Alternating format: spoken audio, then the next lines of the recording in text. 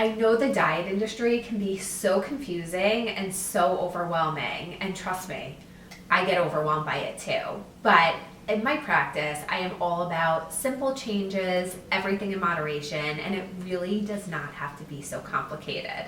So let me give you a few simple tips to empower you. So the first tip is I want you to keep a food log. My clients who keep food logs are my most successful clients. I am a big proponent in writing everything down as you go. Write down your meals, write down your times, write down what exercise you've done. You can also record your water intake.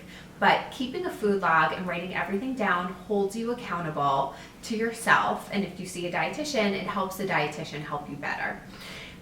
So writing down everything as you go is the best way to do it. It's not about counting calories or tracking macros or anything like that.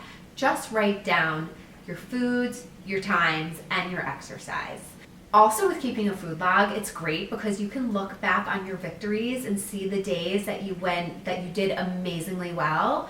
And you can also look back and see where you went off track, and that's how you can learn and shift and make changes and keep moving forward. So first tip, keep a food log, write everything down as you go.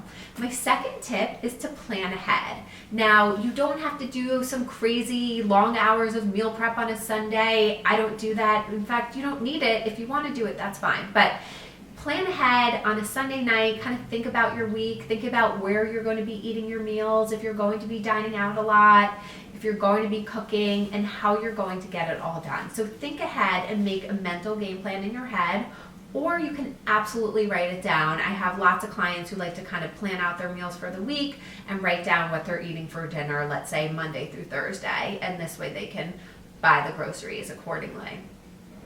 Also, in terms of planning ahead, when you wake up in the morning, it's a great idea to think about your day. Think about what you have coming up. Think about what meetings you have, or if you're going to be driving around all day or traveling. So think ahead, plan ahead, so you can plan out where you're having your meals, if you need to bring snacks, and what other things you need to kind of keep you in the best position possible.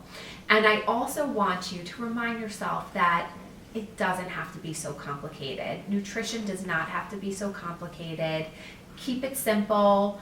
Go back to basics. It's all about everything in moderation, no deprivation, and you got this.